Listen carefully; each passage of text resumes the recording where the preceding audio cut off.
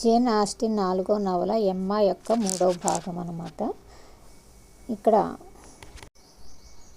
తన అత్తయ్య మ్యాచ్ను అంగీకరించదని ఫ్రాంక్కు తెలుసు. గోప్యతను నిర్వహించడం వల్ల మనస్సాక్షి ఉన్న జేన్ ఒత్తిడికి గురవుతుంది మరియు జంట గొడవలకు గురవుతారు. జేన్ నిశ్చితార్థాన్ని ముగిస్తాడు. ఫ్రాంక్ యొక్క ప్రశాంతమైన మామ వెంటనే మ్యాచ్కు తన ఆశీర్వాదం ఇస్తాడు. నిశ్చితార్థం బహిరంగపరచబడింది. ఆమె చాలా తప్పు చేసుకుందని తెలుసుకుని ఎమ్మా కోపంగా ఉంది. ఎమ్మా ఫ్రాంక్ నిశ్చితార్థం హ్యారియట్ను నాశనం చేస్తుందని నమ్ముతుంది. కానీ బదులుగా హ్యారియట్ తాను మిస్టర్ నైట్లీని ప్రేమిస్తున్నానని చెప్పింది. ఈ జంట చాలా అసమానంగా ఉందని ఆమెకు తెలిసినప్పటికీ ఎమ్మా ప్రోత్సాహం మరియు మిస్టర్ నైట్లీ దయ ఆమెకు ఆశనిచ్చాయి. ఎమ్మా ఆశ్చర్యపోయింది మరియు తాను కూడా మిస్టర్ నైట్లీని ప్రేమిస్తున్నానని గ్రహిస్తుంది. ఫ్రాంక్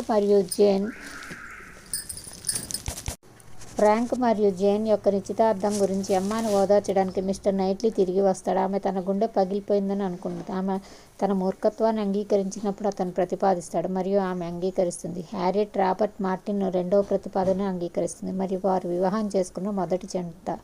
జేన్ మరియు ఎమ్మా రాజీ పడతారు. ఫ్రాంక్ మరియు జేన్ వెస్ట్ను సందర్శిస్తారు. ఫ్రాంక్ అత్త కోసం శోకకాలం ముగిసిన తర్వాత వారు వివాహం చేసుకుంటారు. నవంబర్ చివరిలోపు ఎమ్మా మరియు మిస్టర్ నైట్లీ పరిపూర్ణ ఆనందం పొందే అవకాశంతో వివాహం చేసుకుంటారు.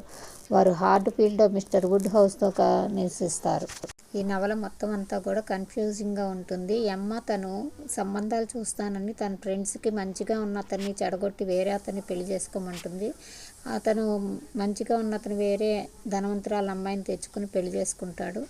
తర్వాత ఈ స్నేహితురాలి కోపం వస్తుంది, తన సంబంధం చెడగొట్టిందని.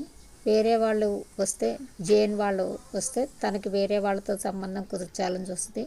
కానీ జేన్ ఆల్రెడీ ఒకరితో లవ్లో ఉంది. ఆ విషయం తర్వాత బయటపడుతుంది ఫ్రాంక్తో లవ్లో ఉందని.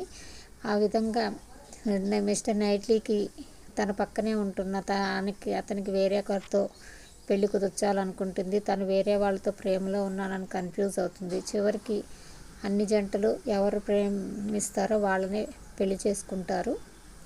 తను తప్పు చేసిందని ఎమ్మా గ్రహించి తన పక్కనే ఉన్న తన మిత్రుడిని పెళ్లి చేసుకుంటుంది. ఈ కథ అంతా ఇలా కన్ఫ్యూజింగ్గా ఉంటుంది. ఎమ్మా యొక్క తెలివి తక్కువతనం వలన, మనుషులను అర్థం చేసుకోకపోవడం వలన రకరకాల కన్ఫ్యూజన్స్తో చివరికి కథ అంతా సుఖాంతం పొందుతుంది. వీడియో ఇప్పటితో 4వ నవల అయిపోయింది. నెక్స్ట్ వీడియోలో 5వ నవల గురించి చెప్తాను. వీడియో నచ్చితే లైక్, షేర్, ఫాలో, సబ్స్క్రైబ్. ధన్యవాదాలు, నమస్కారం. ఒకసారి ఛానల్లోకి వెళ్ళి చూడండి. జేన్ ఆస్టిన్ రాసిన నవలలన్నీ కూడా వరుసగా వివరించాను.